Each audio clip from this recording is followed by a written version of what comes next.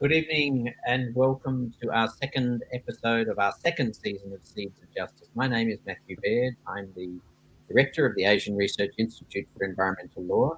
And joining me in the studio across Australia, we have two great guests. First of all, our Deputy Director, Rocky Guzman, who's joining us from Adelaide. Hello, Rocky.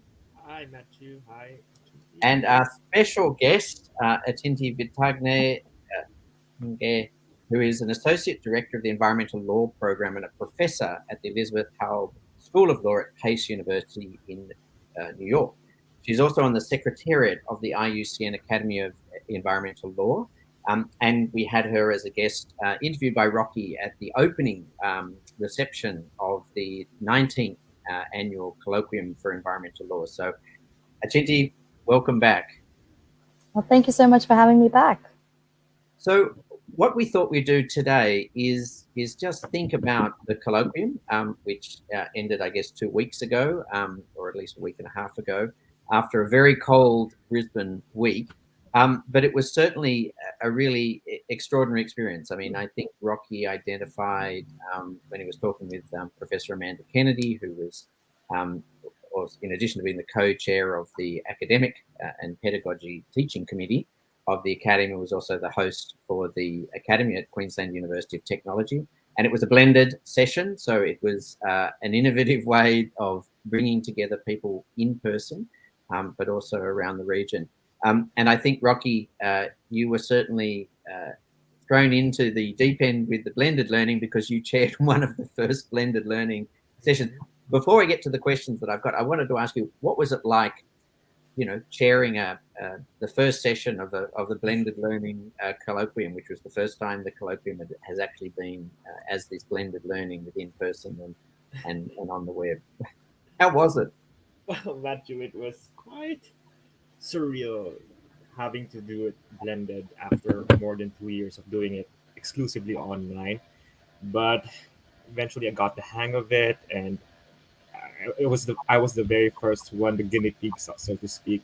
But I got the hang of it, and everybody like all got into the move, in all these online and in person interface. So it was all good, Matthew. Like, it was And good. so, I mean, Achinti, yourself as a presenter, and I think you were a session chair as well, but and as part of the secretariat, how do you think that the blended learning worked, or that mixture of in person and online? I thought it worked really well. I know there are technical issues that pop up all the time, but in terms of how seamlessly the chairs were able to transition between those who were in person and those who were online, and when there was the opportunity to hang back and continue the conversation, that was definitely possible as well. Um, I think we were able to make it that much more accessible to folks because of this. We were able to reach so many others who would otherwise might not have been able to afford coming to a colloquium in Brisbane, Australia. And And of course, there were folks who had issues with visas and COVID issues. And so, I think for me, it seems like something that we really should have moving forward, both on an access perspective, but also in terms of that it makes sense now. This is kind of like the new normal that we need to work in. Yeah, I mean, Rocky and I, we've done a lot of webinars, a lot of. Mhm. I'm very familiar with Zoom over the last 2.5 years, but it was for me both as a presenter and as well as a chair, quite interesting because you did often have double the number of people online, and so there was a real mix online and answering the questions as well as getting speakers. So, I mean, is this something that we really have to commit to keep doing in terms of promoting access to quality events like the Academy's colloquium? Well, the Academy, at least in terms of the board and the secretariat, in our discussions, we have been thinking about, well, there are many who are concerned about the greenhouse gas emissions that come from traveling to conferences. And so, we want to be mindful of those consequences as well. And then at the same time offering access. And it just makes more sense because we have so many members from all around the world. it's unlikely that we would be able to, be able to serve the entire capacity of folks if they do attend in person as well. Um, this this is a very good way to do it. Now there is a cost involved in doing it hybrid, and that's something that the secretariat and the board have been very purposeful in making sure that there is funding available for that purpose as well. And so that's something that we've definitely been keeping in mind going forward. Yeah, and I think that's also worth remembering that just because it's online doesn't mean it doesn't cost anything. The cost of the platforms, the cost of organising, and I also shout out to the QUT IT team because I think having the backup there, and that obviously is Those personnel students costs. were fantastic, Mhm. really. Really good. So we've now sort of now 10 days we've resumed almost our normal lives. I, and looking back at the colloquium, we were all there in person, and we all had that opportunity to meet in person. And I have to say it was, for me, it was fantastic. Meeting old friends, making new contacts, and to me that was great. I mean, but the theme was reimagining environmental law. So, and I know that Amanda sort of talked about, well, part of the way we reimagine is to make contacts, to look at new research. Um, Atinti, for you, in terms of were there outcomes that made you sort of reimagine environmental law? So this is such a great question, and I was mulling over this, and I could discuss like several outcomes, honestly, at great length. But in the end, I really did come back to this most important one, and that was nurturing community. This was the first time that the Academy had an opportunity to connect in person after the pandemic, but also it was an opportunity to forge these new connections with this emerging cohort and global cohort of environmental academics. And for me, just like you said, that energy was palpable. I was energized by the wonderful and long-standing nature of the community that is the environmental law field.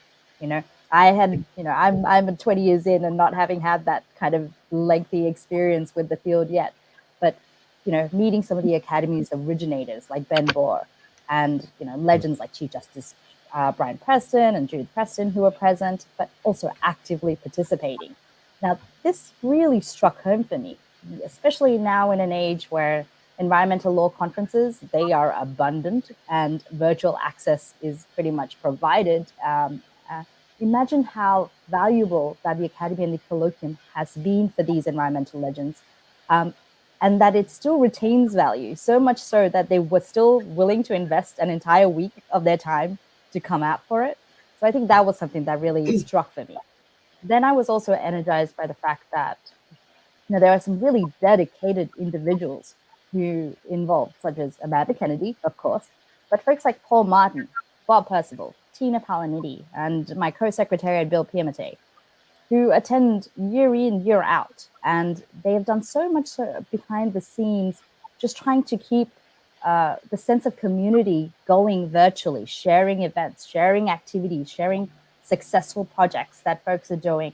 And then to see their camaraderie in person was really memorable to me when they first met. And there was this like, oh my gosh, I haven't seen you in so long. And just seeing that happen was it was quite an important moment for me. I was really also energized by the diversity of the presentations that were there. From all regions of the world were there, but and that was naturally enabled by the hybrid nature of the colloquium. But also the non-member participants. Then I can't recall noticing that as much from my previous experience. And that being said, I've only had a couple of colloquiums under my belt.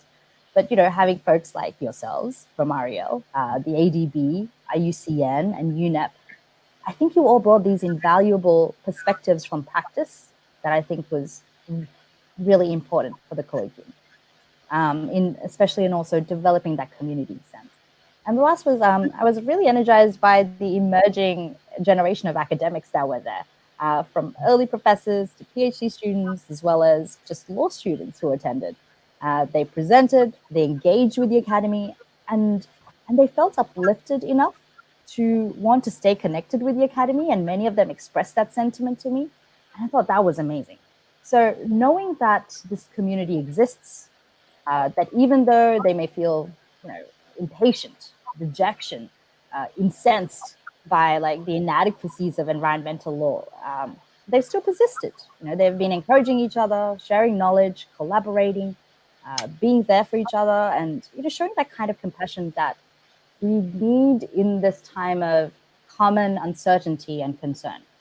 And that the fact that we're even bringing more folks into the fold, this felt like the most significant outcome for me, because without this community, how can we possibly reimagine environmental law at the scale that it needs to be done? The academy really has never had as a large a community of environmental academics as it does now, and we're barely scratching the surface of the entire environmental academy out there. So imagine what we could reimagine together, is sort of what I would say. And to borrow a phrase from Professor Glenn Albrecht, who presented at the colloquium, I am really radically anticipating what we will see emerge from the growing community that is the Academy and the partners like yourselves that we bring along that journey. Yeah, I think that's that community that was quite exciting because it's that old and the new. So Rocky, I mean, you've been to colloquiums before, Yep. and how did this compare? I mean, how did you reimagine environmental law? No, I would definitely agree with Achinti with the sense of community that was there. Having done all these events, environmental law events in the region and also globally through the computer online for the past 2 years, when we got to see each other for the first time. The energy was really palpable. It was great to see everyone. It was sort of a reunion, even if a lot of us haven't really met each other in person. It was the first time for many of us. So it was really a great experience. And that's why I think that this in person and online hybrid format for these events are really important for the future, because it's nice to have these connections online. We have this continuously, but it's also good to reconnect sometimes and to feel that sense, that vibe, that energy that we get up when we see each other in person. So that was really good, and that reimagined a lot of things, because I've been to some previous colloquiums with Shinti before, and it was mostly in person, and this one is really a whole new way of doing this. But in terms of the substantive, the research and the work of the academy itself during the colloquium, it was great, especially coming from my perspective. I am not an academic. I am more of doing environmental law in practice, and also capacity building and all these things. It was very good because I got to learn both sides from the practice. There were so many institutions in the field of environmental law there. You can see like professors, Professor Ben Bohr, and Professor Paul Martin, for example. All these institutions in environmental law, you could learn from them firsthand and actually engage with them, connect with them, and learn from their experiences. But then there are also those presentations in the colloquiums that are very practical in nature. So there could be, like, in theory, like environmental law principles, but also in practice, and how these principles could be applied in litigation, for example, in India, and also how policy reforms happening across Southeast Asia, for example. So there's a great wealth of knowledge from practice and to theory that all falls down in how you apply environmental law in the field. And but the most cross-cutting theme, I think, and I'd like to borrow from what Achinti said in the last session. I think this stuck to me the most, because she said that in all of the things that we do in environmental law, we need to have compassion, and that's what struck me, because a recurring theme throughout all these panels were the principle of public participation, how we should engage people, we should engage communities in all the things that we do. And I think that is very evident in all the panels and all the presentations, from the community struggles, from securing FPIC, for example, free and prior informed consent. All these examples, you can see that there is really compassion and need to engage the public, and public participation in all these things that we do for environmental law. And you can really feel it in all these events. And lastly, I guess the connections really. Chiti said this already. This is, I think, the most important point, because I really feel that this is a whole community. And the good thing about the academy is, no matter what your background is, where you're from, what you do actually in the practice or in the academe, we always get this wealth of knowledge, and people are always keen to share their knowledge and actually recruit people into this discipline. So this gives me a lot of hope for the future because we're not just like learning ourselves because we are already in environmental law, but we are actually building the next generation of practitioners and the academics in environmental law as well. Yeah, I mean, this is that interesting thing. I think this colloquium, and maybe it was because, like, we are part academics, but also we're implementers, we're practitioners. Um, Working with the Asian Development Bank, and the Asian Development Bank was able to sponsor a number of online people to attend. It was a little bit more difficult in person, and still because this sort of post-COVID or currently COVID situation.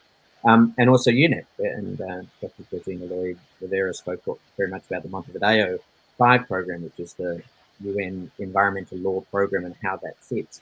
But I was really struck, and a number of panels sort of did this for me, where I thought, we could take that research and use that. Well, that's going to have some practical application. Is this, this something that I think it was exciting, and there were certain elements to that sort of that applied research.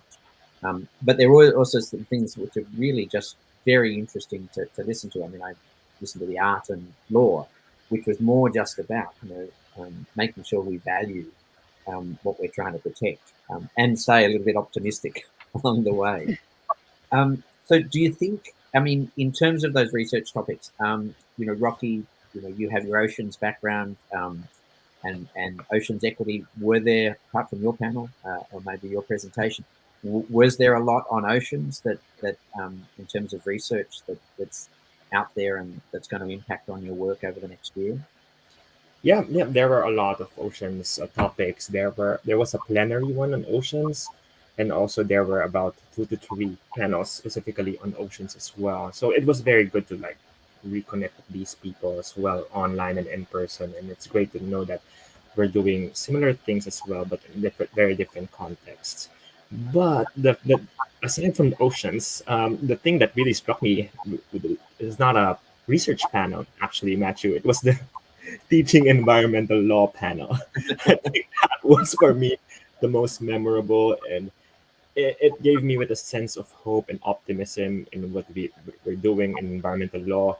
Its focus was in Asia Pacific, but it could be scalable throughout the globe. It was great because it was a panel by UNEP, Ariel, ADB, and all the partners. But you could really see like how these institutions, when they converge and when they work together, can do so much positive change in championing environmental law lawyers especially in the global south. So that for me, and seeing all these interviews and all these videos from the work that environmental law champions do in their respective countries, it gives me so much hope that what we're doing is towards the right direction, and we're actually making a change in the ground in our respective countries, naturally. And I mean, obviously, I actually loved being on that panel because it gave uh, us an opportunity to showcase some of the environmental law teaching work that the Asian Development Bank has been doing. But also, Bill from University of Maryland was talking about the work that University of Maryland had done with Zambia, I think it was, and University of Malawi.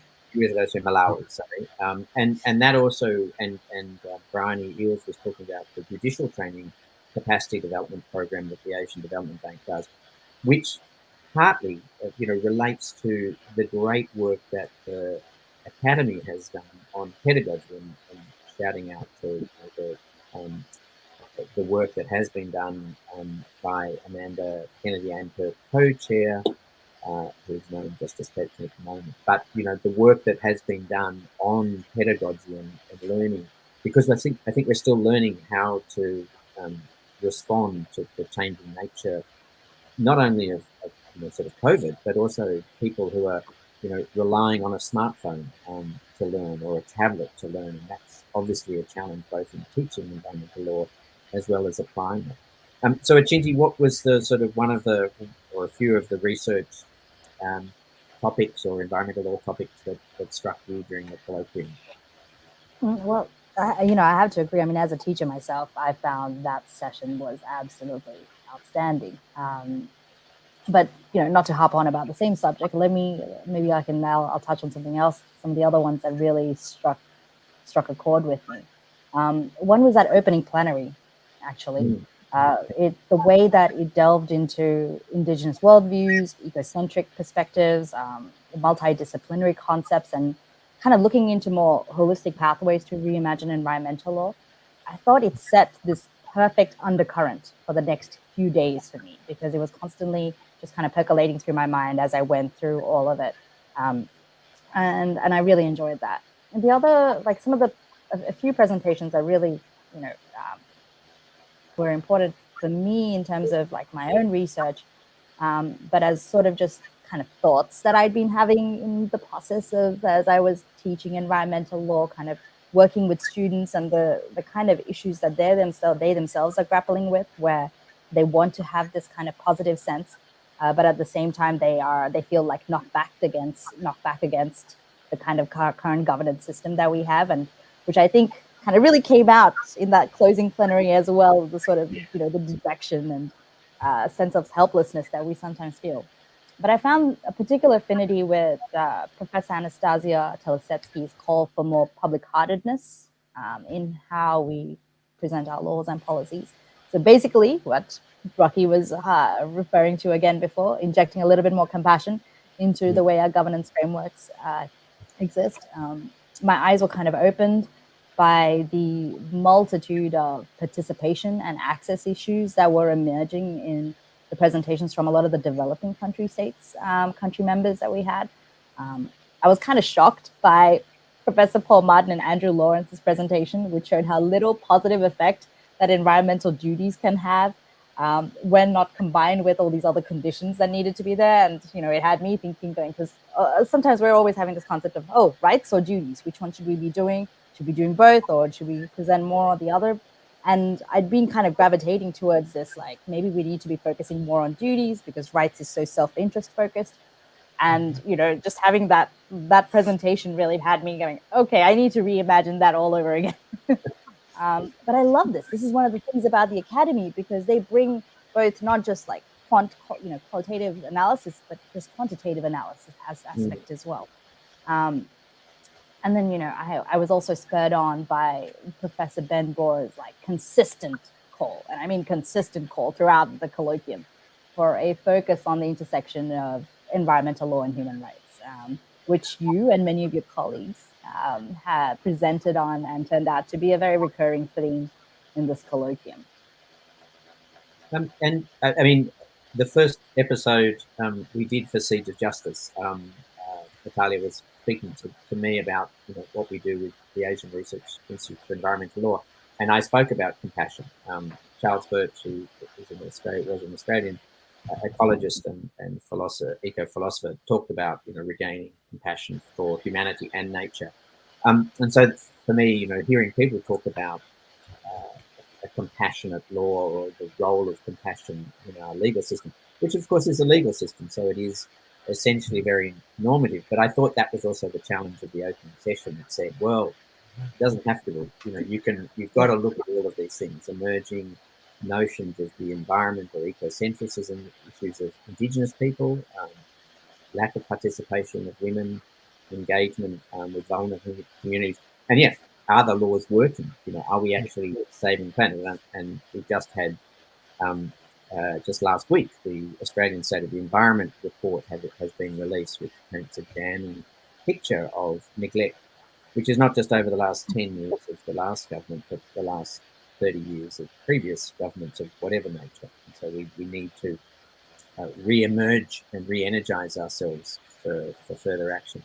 And I mean, Rocky, what you mentioned a few. Were there any particular sort of topics or panels that sort of struck Yeah, you? the two things I think, because what struck me is the panel itself, the breadth and scope of the panel.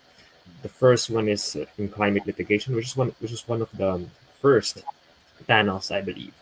And what was great about it is because they brought so many perspectives from all across the world. So you have all these cases from the U.S., like leading climate litigation cases from the U.S. that are very important and could likely spell like how climate litigation would go on in the U.S. and possibly worldwide in the next few years.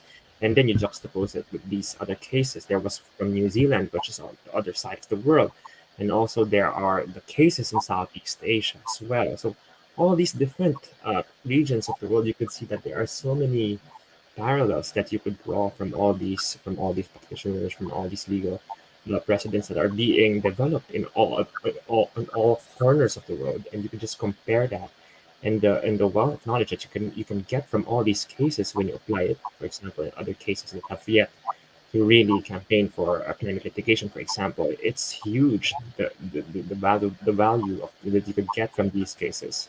And the second also that exemplifies for me the breadth and the scope is, for example, the one in environmental impact assessment.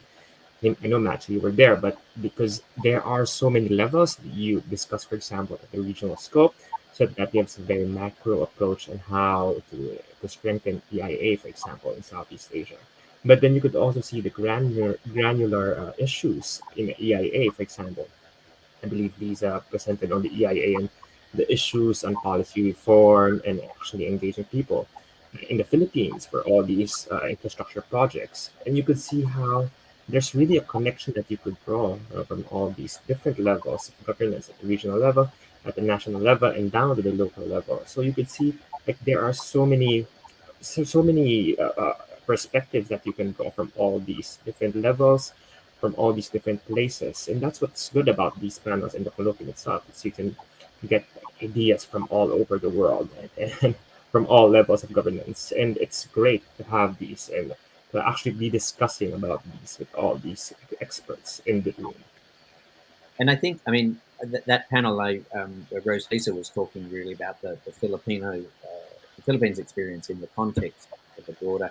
Dr. Nupur Chowdhury from India was also talking about the suamoto powers of the courts, which are really fascinating idea, but whether they're going a little bit too far in certain areas where the courts are sort of now exercising almost sort of legislative power, which then gets back to that one of the talks I remember on the recent decision in the West Virginia and US EPA case of the Supreme Court, where the Supreme Court essentially overturned 40 years of precedent um, and doctrine in order to say that the US EPA couldn't regulate in respect of clean energy or greenhouse gas emissions, and it was a matter for Congress, which won't actually happen.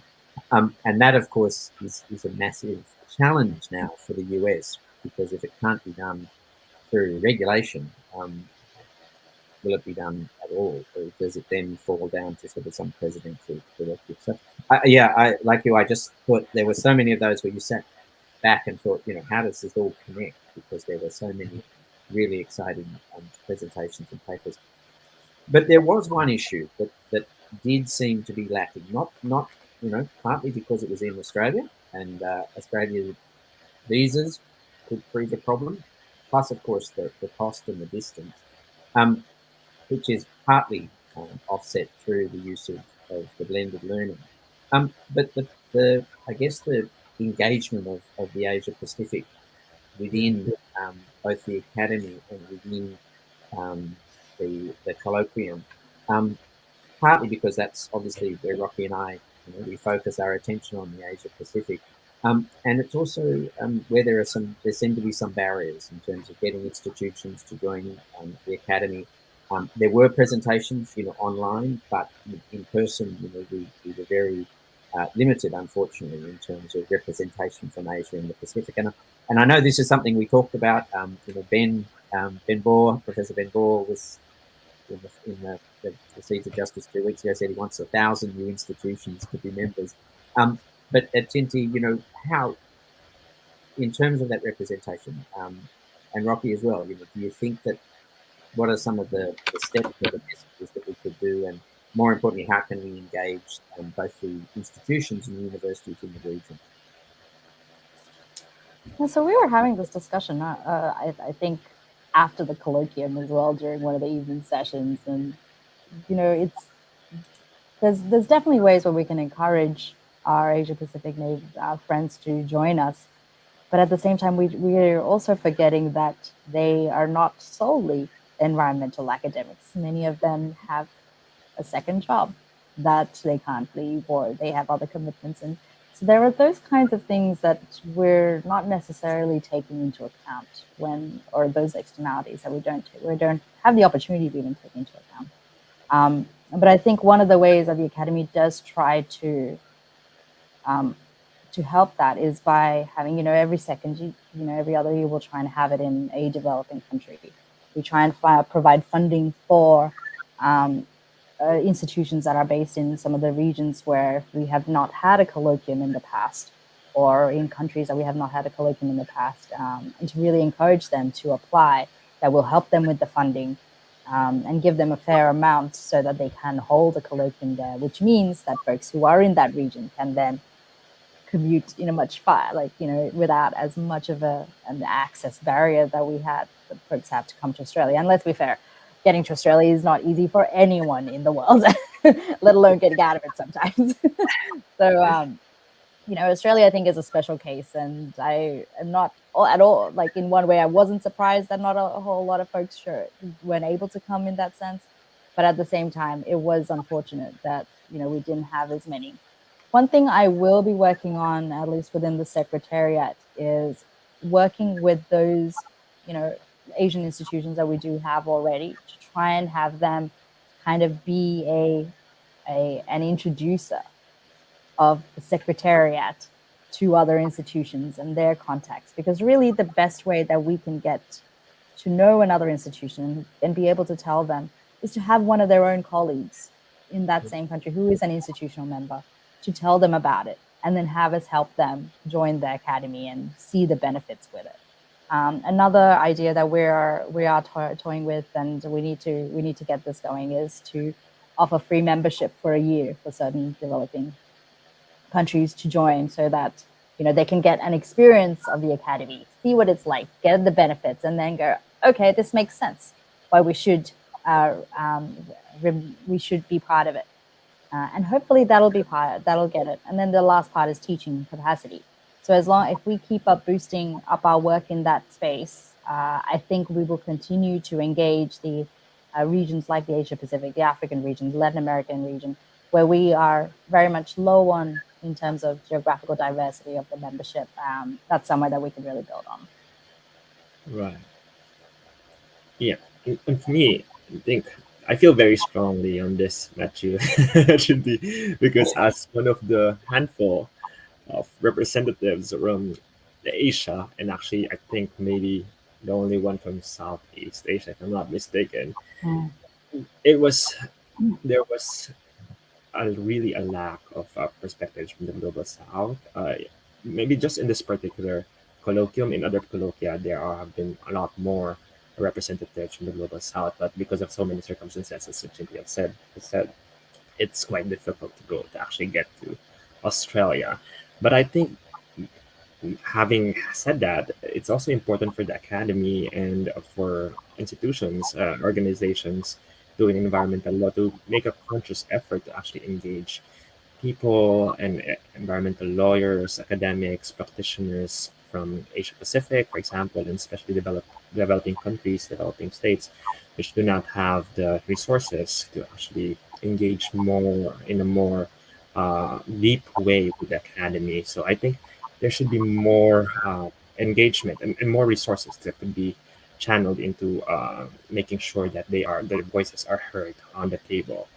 And because I am not an academic, I think it would also be good for the academy to actually explore even more ways of outreach to the people and to the public, and especially to the students. I know you've done that through the universities, through bringing students and presenting their research work and their theses for the colloquium.